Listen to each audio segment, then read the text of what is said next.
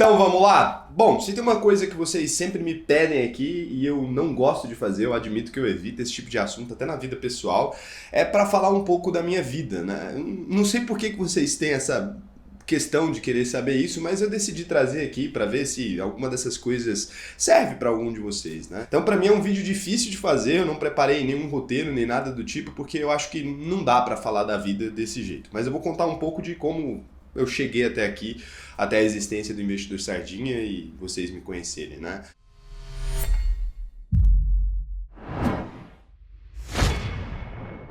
Muita gente acha que eu comecei a empreender pelo Investidor Sardinha, mas na verdade o Investidor Sardinha ele é o meu sexto CNPJ, se a gente considerar assim. Então foi a sexta empresa que eu criei mesmo, né? Se você olhar ali na minha lista de empresas criadas, eu acho que o Investidor Sardinha é a sexta. Eu tenho outras empresas ainda ativas, tem umas que eu já fechei, mas o Investidor Sardinha é a sexta. E apesar de eu sempre ter tido um CNPJ ali, né? Eu sempre ter trabalhado fundando empresas, na minha vida, na maior parte da minha vida, eu fui diretor executivo de empresas. E aí as pessoas sempre me perguntam como é que você se torna diretor de uma empresa, né? Minha vida foi assim, eu entrei num jornal, num cargo mais baixo que tem ali nesse jornal, no segundo maior jornal do meu estado.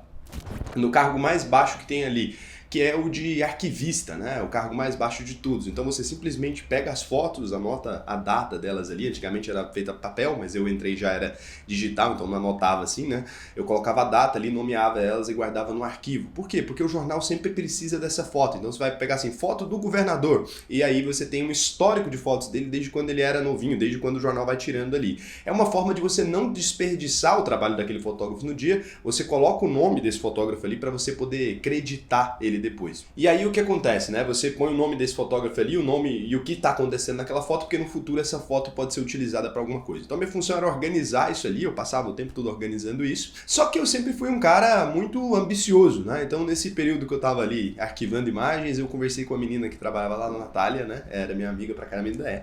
Ela trabalhava lá e eu pedi para ela me ensinar a editar as imagens. E aí ela me ensinou ali como é que editava as imagens ali. Eu aprendi a editar no Photoshop as imagens com ela e nisso eu já trabalhava em outros lugares, eu tinha trabalhado no editor, eu já fazia sites, mas eu precisava de um emprego que me desse ali pelo menos uns 1.000 e pouco por mês, né? Uns 1.500, 1.600 que me ajudaria ali a cobrir as minhas despesas fixas de um adolescente ali. Eu sempre trabalhei desde novinho, isso aí eu tinha menos de 16 anos, acredito. Na época podia até assinar carteira, hein, de gente menor de idade. Hoje em dia acho que só pelo menor aprendiz. Então ali eu aprendi a editar imagens e eu era bom nisso. Eu fiquei muito bom, muito rápido nisso. E aí a Natália era minha amiga, a gente tinha um editor da noite também. E tinha um cara que era o chefe desse departamentozinho ali, né? E assim, ele organizava simplesmente o nosso calendário, ele simplesmente fazia a organização de datas e folgas. E aí um dia quando esse cara faltou, me perguntaram, né? O que eu achava do departamento ali, como é que estava sendo tocado. Eu lembro que foi o editor de fotografia, alguma coisa assim que me perguntou. O editor de fotografia é um cargo na redação, tá? Editor de fotografia não é o mesmo cara que editor de imagens. Editor de fotografia é o editor do caderno ali, da área de fotografia dentro do jornal. Então ele escolhe as fotos que vai pro ar, ele avalia a qualidade das fotos, ele que recebe as fotos dos fotógrafos, ele que manda os fotógrafos irem pra pauta, então esse tipo de coisa. Tô tentando explicar aqui pra vocês, porque eu sei que muita gente não entende disso. E aí ali, esse cara me perguntou e eu falei, olha, eu acho que na verdade a gente não precisava aqui dessa quantidade de pessoas que tem nesse departamento, porque tinha 2 pessoas, se não me engano, pra noite e eu e a Natália durante a tarde. Eu falei, Sara, se tivesse só a Natália sozinha durante a tarde e eu sozinho durante a noite, a gente conseguiria cobrir tudo o que precisa aqui de edição de imagens. E aí esse cara ficou muito feliz, porque, como eu falei isso, né, enxugou ali o departamento bastante. E aí a gente também fazia uma escala de sábado e domingo, então um ia no sábado, outro ia no domingo, a gente montava essa escala ali na medida que a gente precisava e não precisou mais também do chefe daquele departamento, que ele simplesmente fazia essa montagem de escala, a gente fazia isso sozinho ali, então a gente eliminou um grupo de pessoas ali que não eram necessárias para aquela função, né? E nisso as pessoas olharam e falaram, caralho, que cara legal, né? Podia ter ficado aí maçando barro, mas eu preferi trabalhar mais e gerar maior retorno para a empresa. Nisso, eles começaram a me olhar com outros olhos. As pessoas da empresa começaram, nossa, que menino inteligente e tal. Eu era bem novinho ainda. E aí depois disso, passou-se o tempo, né? E o pessoal da fotografia ali foi ficando mais próximo de mim, o pessoal da redação foi ficando mais próximo de mim, e eu fui pegando novas obrigações sozinho, assim. Eu ia ali e começava a interferir na área dos outros. A verdade é essa, eu era meio cheireta, né? Eu ficava me intrometendo em assuntos que não eram meus, e com isso eu fui me ligando cada vez a mais áreas do jornal. jornal e dando pitaco nas coisas, né? Eu ia dando pitaco ali na fotografia, dando pitaco na parte de redação, ia dando pitaco em tudo quanto é lugar que eu entendi um pouquinho. E com isso as pessoas foram me vendo ali, foram me promovendo. Então eu fui indo para novas áreas, eu fui para tudo quanto é área, cara. Depois eu fui para esse chefe desse departamentozinho, porque era eu que dava da escala, e aí depois eu fui subindo. Eu nunca perguntava por melhoria de salário nem nada, eu só queria que eles me dessem os cargos primeiro, porque quando eles te dão a função, eles ficam dependentes de você, depois você consegue pedir o dinheiro ali referente àquela função. Então eu fui sendo promovido diversas vezes até que eu assumi o departamento de publicidade. Então eu virei diretor de publicidade porque a parte de publicidade online das vendas de banner não existia. Quando eu criei ela, então quando eu falei, olha, seria bom a gente começar a monetizar esse site aqui, vendendo banners e tal, o pessoal gostou e aí virei o diretor de um cargo, porque empresas muito grandes normalmente sempre te dão mais funcionários. E aí me deram mais pessoas para ficar abaixo de mim, eu fiquei nisso um pouco de tempo e depois disso eu acabei assumindo o próprio departamento do online inteiro. Então eu acabei ali assumindo o próprio departamento do online, que era a parte de criar o conteúdo, de ter os jornalistas ali abaixo e tal. Então eu comecei a ser chefe desse departamento, aí fui diretor do DM Online, que era esse lugar onde eu trabalhava. E aí fiquei um tempo fazendo isso. Depois disso, eles foram me promovendo para mais cargos, foram me pedindo para fazer cada vez mais coisas, até o momento onde eu virei diretor executivo do jornal. Então fui sendo promovido, fui para editor de sei lá que área, e sem ser formado em jornalismo, né? Então eu era frequente alvo de críticas aí dos meus colegas ali, porque como eu não era formado em jornalismo, eu era criticado por isso, né? Por não ter a formação específica ali. Mas o que eu fazia era muito mais um cargo de gestão do que necessariamente jornalismo, mesmo que envolvesse, sim, a checagem de matérias, esse tipo de coisa. Então, às vezes era meio problemático, mas no geral não tinha muito problema. E aí eu fiquei nesse cargo durante muito tempo, eu fui diretor dessa empresa durante alguns anos, né? Acho que eu entrei com 16, saí com uns 20 e poucos, né? 20 alguma coisa, assim. E eu fiquei a maior parte do meu tempo nos cargos de gestão de diferentes áreas. Fui para tudo quanto é departamento, eu enxugava custos, as pessoas gostavam disso e eu transformava essas áreas em áreas mais eficientes. Então, até hoje nessa empresa eu ainda tenho bons amigos entre ali o presidente da empresa, o pessoal que ainda tem cargos mais altos lá, eles gostam muito de mim pelo que a gente foi fazendo ali, pelo que a gente construiu essa boa relação. Depois disso eu já estava bom nesse negócio de gestão, eu fui convidado por um amigo que estava criando uma empresa nova de curiosidades. Vocês vão saber agora como é que isso funciona. Então esse amigo ele tinha uma página no Facebook ali e ele tinha criado um site e ele queria que eu fosse para lá para fazer a mesma coisa que eu fazia no jornal, né? Para ser diretor ali dessa empresa que estava começando. A empresa na verdade ainda não tinha funcionários, você tinha ele ali, ele já ganhava um dinheiro legal, mas ainda não tinha funcionários e tal. E eu fui ali com ele e a gente começou a estruturar aquela empresa que ainda não tinha um CNPJ nessa época nem nada, mas a gente começou a estruturar essa empresa que no futuro se tornou aí o Grupo Fatos, que é hoje em dia do canal no YouTube Fatos Desconhecidos. Então eu fui diretor do Grupo Fatos durante alguns anos, até 2019. Então eu fui diretor lá durante muito tempo e por isso vocês me viram lá no evento do YouTube em Los Angeles e tal, fazer aquilo representando a empresa. Eu era um representante ali da empresa, porque o fundador da empresa é um pouco mais tímido, ele não gosta tanto de aparecer, e aí eu era a pessoa que ia nos eventos e tal.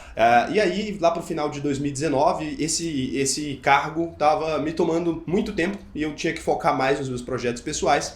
E aí eu mudei para São Paulo, onde eu fui parar na WTF Maison ali, que é a empresa do Paulo Cuenca e da Daniela Nussi, e aí por isso eles são meus amigos. Eu me autocontratei para a empresa deles, falei, tô indo para São Paulo e vou trabalhar para vocês. Aí eu pedi o desligamento da Fatos, né?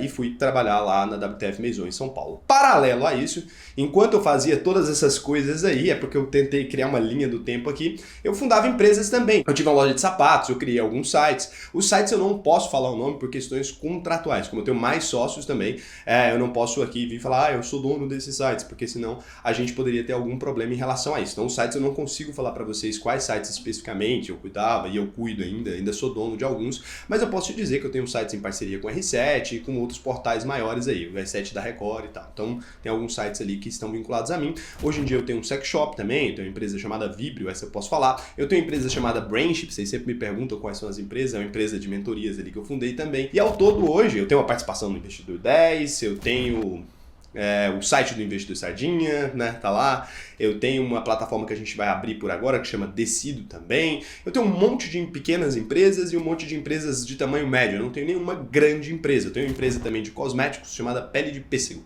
É uma loja, você pode comprar lá se você quiser. Então eu tenho várias empresas e eu fui fundando elas no meio desse bolo, assim. Então enquanto eu fazia uma coisa ou outra, eu também ia criando meus negócios ali.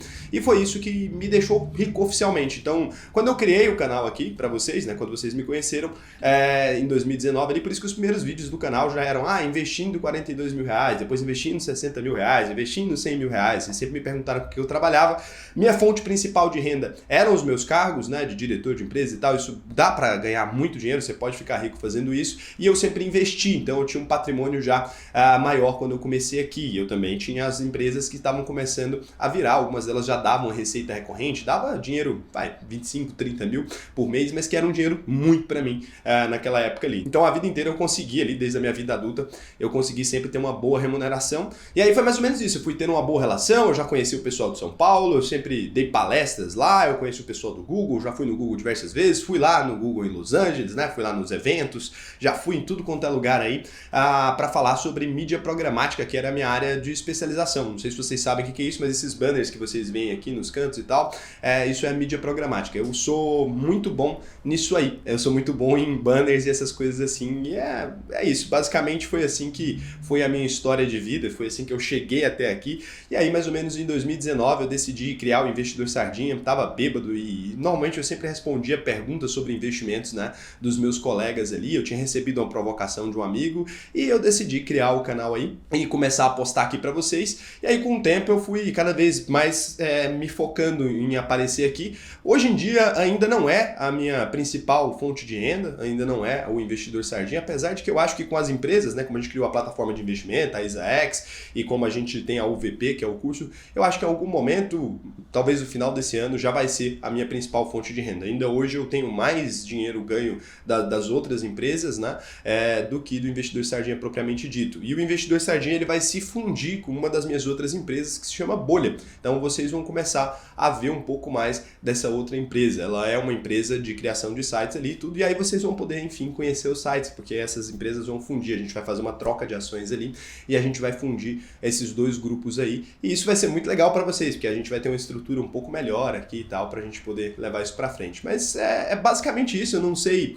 se era isso que vocês esperavam, né? Uma história talvez mais emocionante aqui. Eu poderia ter colocado pitadas de emoção e tal, mas eu tentei me ater aqui à construção dessa história, e foi assim que eu consegui, né, ganhar bastante dinheiro, e foi assim que eu consegui fazer meus investimentos, e foi assim que eu consegui estar aqui com vocês hoje. Então é isso, eu não gosto de falar desse tema, espero que tenha ficado um vídeo... espero que tenha sido o que vocês queriam fazer, né? Vocês queriam ouvir aí e conhecer um pouco mais da minha vida. Então um beijão pra vocês e até o próximo vídeo.